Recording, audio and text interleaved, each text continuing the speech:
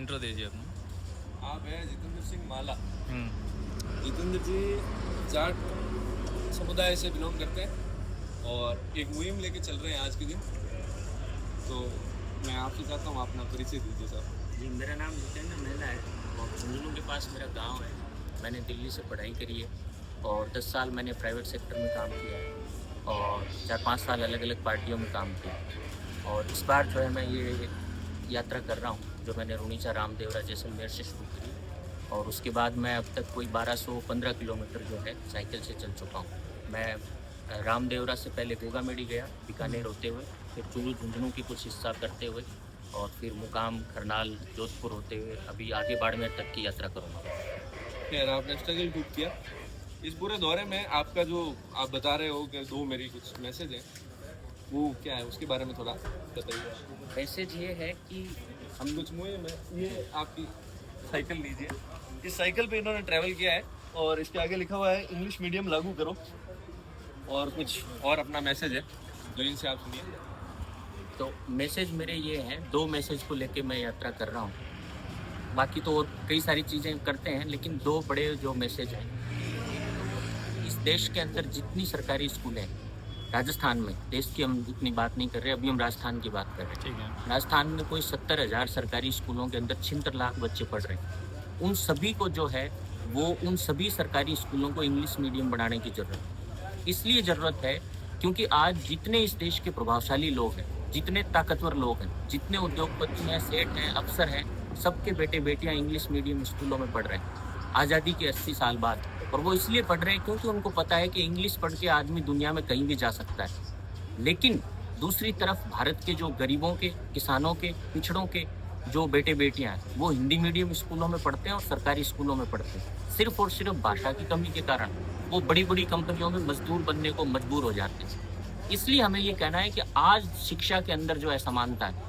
उसकी सबसे बड़ी लकीर यहाँ है कि जो भाषा का जो विभेद है। आज साउथ के राज्य इतना आगे बढ़ रहे हैं, क्यों?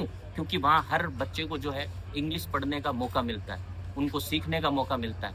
लेकिन आज उत्तर भारत के जो राज्य हैं वहाँ सामाजिक रूप से विभेद है।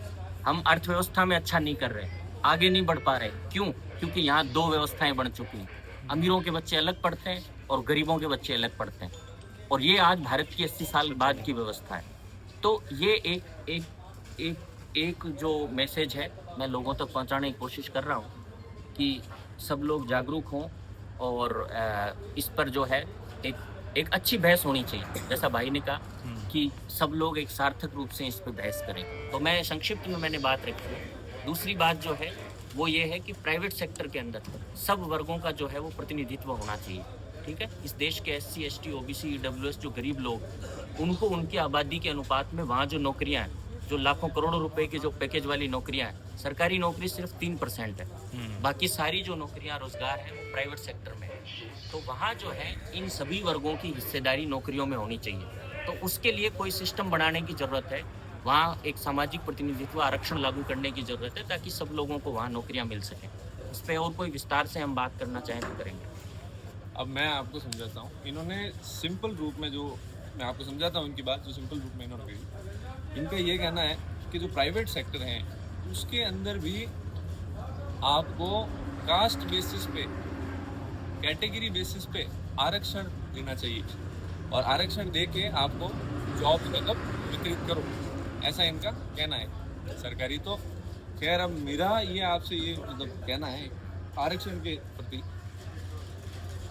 कि जो सर्विस सेक्टर हुआ भाई, ये तो क्या होगी, सर्विस हो गई, प्रोफेशन हो गया, सर्विस हो गई है। ये आप है ना किस बेसिस पे किसी को सर्विस पे आप रखते हो? आप उसको रखते हो, उसकी अपॉर्चुनिटी कॉस्ट क्या है आपकी, उस ओरिएंटेशन से आप रखते हो कि आपकी सर्विस फुलफिल कैसे कर रहा है। बात कैपेसिटी बेसिस पे रखते हो ना आप किसी को। अब मैं आपके किसी चीज़ के लिए कैपेबल ही नहीं हूँ, समझना आप मेरी बात। आज आपकी ये साइकिल आपको यहाँ से वहाँ ले जाने के लिए कैपेबल ही नहीं है, तो आप इस साइकिल को खरीदोगे क्यों? मेरी बात सुनना। अर्थ ये है कहने का कि जब प्राइवेट सेक्टर किसी को जॉब देता है, वो इंटरव्यू लेता है, वो सब कुछ करता है। अगर आप उसके अंदर पास होते हैं, उसके अंदर आप अपनी क्षमता बताते हैं, तो निश्चित रूप से आपका सिलेक्शन होता है। कोई कास्ट बेसिस पे मैंने तो कहीं ऐसा नहीं देखा कि वर्ग के आधार पे विभाजित करें। वर्ग के आधार पे विभाजित करने से आज तक हमने ये देखा है कि विकास में कहीं ना कहीं विकास की जो दर है उसके अंदर जो आप और अच्छी क्वालिटी ला सकते थे उसके अंदर आपने बहुत ज़्यादा सेक्रीफाइस किया है इंडिया ने ऑलरेडी। और क्योंकि इंडिया एक वेलफेयर स्टेट है, ठीक है ना, अपना जो कॉन्स्टिट्यूशनल फ्रेमवर्क है वो बनाया हुआ है एज अ वेलफेयर स्टेट के लिए, ठीक है। तो वो जनता के लिए कुछ करती है, गवर्नमेंट आपको आरक्षण देती है, वो तो एक वाजिब सी बात हो गई कि वेलफेयर स्टेट है। वो आपको भाई दर को थोड़ा सा आपके जो आप जा रहे हो, जैसे भाई आप विकसित जो हो रहे हो उसके दर को कम रख सकती है, पर आपको उसको वो घाटा मंजूर है क्योंकि सोशल वेलफेयर आप कर रहे हो अगर लोगों का, तो उसको वो घाटा मंजूर है। पर प्राइवेट सेक्टर अपना घाटा क्यों करेगा? अगर आप सक्षमता आपके अंदर है तो वो नहीं पूछता मेरे हिसाब से जात क्या है, पात क्या है, वो कुछ नहीं पूछता। आज हमने खूब देखे। और आपका दूसरा मुद्दा ये कहना है कि भारत में सारी जितनी स्कूल्स हैं, सरकारी समेत प्राइवेट समेत सारी, उन सबको इंग्लिश मीडियम किया जाए। तो ये तो साक्षात रूप से आप संस्कृत और हिंदी जैसी अपनी मातृभाषा को आप लोप करने के कगार पे मतलब ला रहे हो ना। आपकी ये मांग है, आप अच्छा लेके चल रहे हो, बाकी मुझे इसके अंदर वो चीज़ नहीं दिख रही कि आप मतलब इसको एक मुहिम बना के चलाओ। ये तो मिसगाइडेंस हो गई मेरे हिसाब से। ये आपके हिसाब से मिसगाइड है, मेरे हिसाब से ऐसा है कि और जो सरकारी रूप की बात है तो सरकार तो अपने हिसाब से चला ही रही है। विवेकानंद स्कूल चल रही है, वो इंग्लिश मीडियम है, हिंदी मीडियम भी स्कूल चल रही हैं। आपका बच्चा जो चीज़ चाहे वो ऑप्ट कर सकता है। आज इंडिया में इतनी फ्रीडम है, तो मैं ऐसा नहीं समझता हूँ आज के दिन तो कि कोई शिक्षा से वंचित ऐसा रह रहा है। भाई इंग्लिश मीडियम मेरे को सीखने, इंग्लिश की आपकी प्रतिभा है तो आप इंग्लिश मीडियम स्कूल में जाएं। खूब सारी रेसिडेंशियल स्कूल्स बनाई हुई है सरकार ने। आप अभी जिस एरिया में खड़े हैं यहाँ से कुछ दूरी पे ही पचपदरा है, पचपदरा में आपको नवोदय विद्यालय मिल जाएगा, विवेकानंद स्कूल मिल जाएगी, रेसिडेंशियल स्कूल्स मिल जाएंगी। वहाँ पे आपको रहने की व्यवस्था, खाने की सब कुछ व्यवस्था है। उसके अंदर आरक्षित सीटें भी हैं आपको, उसके लिए भी राजस्थान के अंदर 70,000 सरकारी स्कूल हैं, ठीक है। उनमें 76 लाख बच्चे पढ़ रहे हैं। 76 लाख बच्चों को पढ़ाने के लिए क्या व्यवस्था है? क्या उनको इंग्लिश मीडियम सिखाने के लिए कौन सी स्कूल है? बताओ आप। इन 76 लाख बच्चों को जो है वो कौन सी विवेकानंद स्कूल इनको अकोमोडेट कर लेगी या और कोई व्यवस्था इनको अपने साथ मिला लेगी? नहीं, मिला ही तो रही है। आज बताओ, सुनिए आप, आज इन सरकारी स्कूलों की यदि हालत अच्छी होती तो यहाँ जो ये संपन्न लोग हैं, जो उनके बच्चे क्यों नहीं पढ़ रहे? इन मास्टरों के बच्चे क्यों नहीं पढ़ रहे? अब आपको मेरे लिए हास्य व्यंग की बात है, सुनो आप बताता हूँ। क्योंकि इनकी हालत खराब है, ठीक है, इसीलिए नहीं पढ़ रहे हैं ना। इसीलिए भाई किसी को मजा तो नहीं आ रहा है कि लाखों रुपए की फीस हम प्राइवेट स्कूलों में दें। इनकी हालत खराब है ना। क्यों खराब है?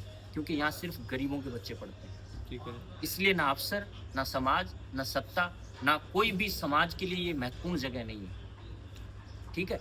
तो हमारा ये कहना है यदि इन स्कूलों को हमें ठीक करना है तो इसका तरीका ये है कि संपन्न लोगों के बच्चे यहाँ बुलाने पड़ेंगे, ठीक है। आज संपन्न लोगों के बच्चे क्यों नहीं आ रहे? क्यों नहीं आ रहे? सबसे बड़ा कारण है, सुनिए, सबसे बड़ा कारण है यहाँ भी 50% बच्चे सीख रहे हैं, लेकिन सबसे बड़ा कारण है यहाँ इंग्लिश नहीं, ठीक है। इंग्लिश समझ रहे हैं आप? इंग्लिश होती तो आ जाते हैं, बिल्कुल आते। क्यों नहीं आते? 50% बच्चे यहाँ भी सीख रहे हैं। इंग्लिश होती, इंग्लिश यदि लगेगी तो संपन्न लोगों के यदि 10, 20, 30% बच्चे भी आएंगे तो इन स्कूलों की हालत बदल सकती है, वरना कोई तरीका आप लगा लो इनकी हालत नहीं बदल सकती। इसलिए हम सबकी बात कर रहे हैं। मेरा ऐसा कहना है इसमें, मैं ये समझता हूँ आप भी इससे वाकिफ रखेंगे चीज़ों से, कि अगर कोई उद्योगपति है या कोई भी सक्षम व्यक्ति है, वो ऐसा क्यों आप सेक्रीफाइस करके किसी, वो तो अपने जिस चीज़ में इच्छा होगी उसके बच्चे को, वो जहाँ उसको अपॉर्चुनिटी ज़्यादा दिखेगी वो वहाँ डालेगा ना। इसका इस हिसाब से मेरी बात सुनिए, मैं ऐसे नहीं बोल रहा हूँ। मैं ऐसे बोल रहा हूँ, अगर कोई प्राइवेट स्कूल, अगर आप उसको पैसे ज़्यादा पे करके आपके बच्चे को 4 चीज़ें ज़्यादा सिखा पा रही हैं और आप चाहते हो कि मेरा बच्चा उस काबिल बने कि वो सीखे, और आप उसको स्कूल में डाल रहे हो, तो क्या गलत है? सर्विस आदमी ले नहीं सकता क्या? आप सर्विस अच्छे से अच्छी मांग करते हो ना। आप किसी बार्बर के पास भी जाते हो तो आप ऐसे थोड़ी बोलोगे कि ये पेड़ के नीचे जो बैठा है सब इसी से कटाओ, ये तो कोई कारण नहीं हुआ ना। आप अच्छे से अच्छे सैलून में जाते हो ना, क्यों? क्योंकि वहाँ पे स्किल्ड प्रोफेशनल्स हैं जो कि बाहर से पढ़ के आए हुए हैं। इस हिसाब से तो आप ऐसा कल को आप ऐसी एक मुहिम निकाल दोगे कि लो साहब ऐसा है कि आप ना भाई भारत के जितने बच्चे हैं वो बाहर जाके कोई पढ़ो ही मत, सब भारत के अंदर पढ़ो, ऐसा इंफ्रास्ट्रक्चर बनाओ, ऐसा आप तो यही बोलोगे। ये भी तो आपकी मुहिम के पार्ट ही हुआ है कि भाई भारत के बच्चे बाहर मत जाना, यही पढ़ना, सक्षम हो आप यही पढ़ो। ये तो किसी के ऊपर थोपने की बात होगी। इस सब के लिए आपके पास बहुत फ्रीडम है, समझदार बनिए, अपने आप को फ्रीडम सिर्फ एजुकेट कागज से कीजिए। लिखने से नहीं होता भाई। फ्रीडम को उसको एक्सरसाइज करने के लिए, उसको जमीन पे लाने के लिए बहुत चीजें चाहिए, तब फ्रीडम लागू होता है। सिर्फ आपकी कागज पे सारी लिख मांग देने से बढ़िया है, फ्रीडम नहीं आपकी होता। सारी मांग बढ़िया है। जो प्राइवेट सेक्टर में आरक्षण की मांग है, ये आपका जो पोटेंशियल है देश का वो खराब करती है, और ये बहुत अच्छा पोटेंशियल इस चीज़ का रखती है कि आपकी ग्रोथ को बहुत ही बड़े दर पे डिक्लाइन कर सकती है। आज भारत का सबसे अच्छा एजुकेशनल इंस्टीट्यूट है JNU, जो रैंक में आता है दुनिया में। ठीक है, वहाँ रिजर्वेशन लागू है ना, ठीक है, टीचर्स में भी लागू है, स्टूडेंट में भी लागू है। बिल्कुल लगभग। तो उसकी गुणवत्ता तो कम नहीं हो रही। एम्स में भी सारे जो टीचर्स हैं वो रिजर्वेशन से, डॉक्टर्स जो हैं वो रिजर्वेशन से आते हैं। एम्स की गुणवत्ता तो खराब नहीं हो रही। तो मैं तो बोल तो- रहा हूँ तो सरकार सिर्फ- है तो वो सिर्फ तो ये वेलफेयर समझना- स्टेट के ऊपर आप कुछ भी करके आरक्षण लगाओ, आप कुछ भी करो, गुणवत्ता आपको उच्च दर मिल रही है तो गुणवत्ता को आप देश में यूज गुणवत्ता कीजिए। उससे- पर आप प्राइवेट सेक्टर को इसके अंदर क्यों धकेल बिल्कुल, रहे हैं? अब यार, आप ये कैसे समय धकेलोगे? है, अब आप आज देखना इस पे। आज अब मैं अगर इस गाड़ी का विपक्ष की सक्षम सारी हूँ, पार्टियां जो हैं धीरे धीरे चर्चा कर रही हैं। ठीक है। और पहले जैसे जो आपने कहा कि जो बीजेपी जो अभी जिनकी सत्ता है वो पहले जाति जनगणना से असहमत थे ना, लेकिन अभी खुद उन्होंने, मोदी जी ने घोषणा करी है कि जाति जनगणना होनी चाहिए देश में। नहीं होगी, ठीक उसके है। खिलाफ तो मेरे हिसाब से तो उसके खिलाफ तो विपक्ष पार्टी थी जाति जनगणना के। नहीं, विपक्ष कहाँ थे? विपक्ष तो सब तो विपक्ष- साथ में। आप खुद को एजुकेट करो सर। आप है ना, मेरी बात सुनो, अभी अपन मुद्दे से नहीं भटकते हैं। नहीं, मैं आप मुद्दे अभी से- यहाँ से आए, मेरी बात सुनो। मैं उन आपका तारों रूट को कौन सा जोड़ था? रहा हूँ ना आपको। आपका रूट कौन सा था? आप कहाँ से आए? यहाँ से आए ना? इधर से हैं। इधर से आए हो। बीच में आप दवा गाँव जाके आए, दवा से होते हुए आए। दवा के अंदर PM श्री, आपको मैं जानकारी देता हूँ, दवा की जो PM श्री जो विद्यालय है, PM श्री विद्यालय, सरकारी विद्यालय, वो पूरे देश में नंबर 1 विद्यालय है। PM श्री के अंदर इस बार ही उसकी लिस्ट आई है, इस बार ही अपने बजट के अंदर उसका अनाउंसमेंट हुआ। आप वो विजिट करके आए क्या? नहीं, मैंने तो विजिट नहीं किया। नहीं शब्द अब तो क्या बोले, छोड़ो।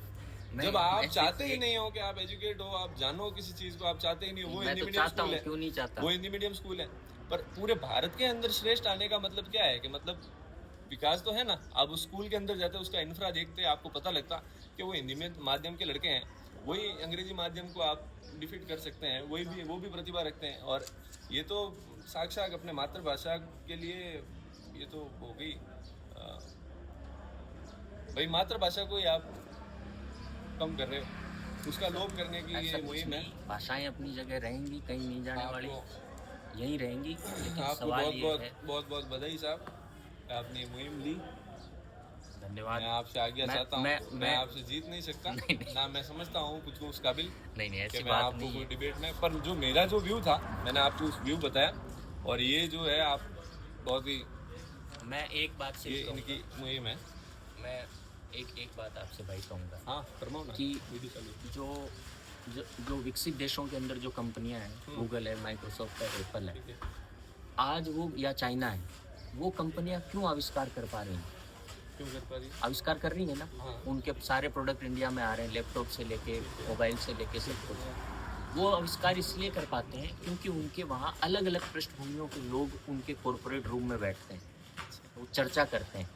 वहाँ पे गोरा भी बैठा है, काला भी बैठा है, एशियन भी बैठा है, तमाम अलग अलग संस्कृतियों और समाजों के लोग वहाँ बैठते हैं। तो विचार से विचार टकराता है, तो कोई नया विचार पैदा होता है, आविष्कार होता है। आज हमारी जो प्राइवेट कंपनियां, कोई भी नया प्रोडक्ट या नया आविष्कार क्यों नहीं कर पाई? ये आप क्यों किस नहीं कर basis पा पे- रही? किस बेसिस पे क्यों बोल नहीं रहे कर हैं पा आप? रही? आप किस इसलिए basis नहीं पे कर बोल पा रहे हैं रही। कि नहीं कर पा रही? इसलिए नहीं कर पा रहे मेरे भाई, क्योंकि वहाँ पे सिर्फ और सिर्फ मेरी बात जो इस देश की जो सामाजिक विविधता है मेरी ना, बात सुनिए। वो वहाँ नहीं। मेरी बात तो सुनिए। विचार से विचार नहीं टकरा रहे। विचार कैसे अच्छी नहीं बात बनता है, मैं कह रहा हूँ आपने मेरे से चर्चा करी, मैंने आपसे चर्चा ठीक करी, है। ये बहुत अच्छी बात है। इसमें किसी की वो ऐसी कोई बात नहीं। विचार से जब विचार टकराएगा ना, तब कोई नई बात बनी। तो इसलिए ये सबके लिए जरूरी है। और मेरे देश को सही मायने में ये विकसित समझ भारत नहीं आ बनाने रहा के कि लिए आप किस बेसिस पे बोल रहे हैं कि कोई चीज़ विकसित नहीं हुई है। ऐसा पूरा दुनिया आज सलाम ठोक रहा है अपने भारत के यूपीआई को। यूपीआई इन्वेंशन जो है वो भारत का इन्वेंशन है सर जी, आपको बताया जाए तो। पता है आपको यूपीआई? पता है। आज बच्चा लेकिन आरक्षित UPI छोड़ो, को कोई भी बच्चा इतना से लगा कि इतना गरीब अमीर सब लोग यूपीआई का पूर्णतः यूज कर रहे हैं। और नहीं तो ये भारत का ही आविष्कार है। नहीं, ये कोई भारत का आविष्कार नहीं है। अरे यार, ये फिर तो- आप, मैं चाहता हूँ, ये तो एक सिस्टम है। मैं इनको अब कुछ इंटरनेट नहीं का। बोल सकता। मैं आपको बोलता हूँ, एजुकेट योर सेल्फ एंड विवेकपूर्ण अपना विचार रखिए जहाँ भी रखते हैं, क्योंकि दुनिया ऐसा है, दुनिया सब समझती है सर जी। शुक्रिया। इनसे ठीक है, धन्यवाद सर।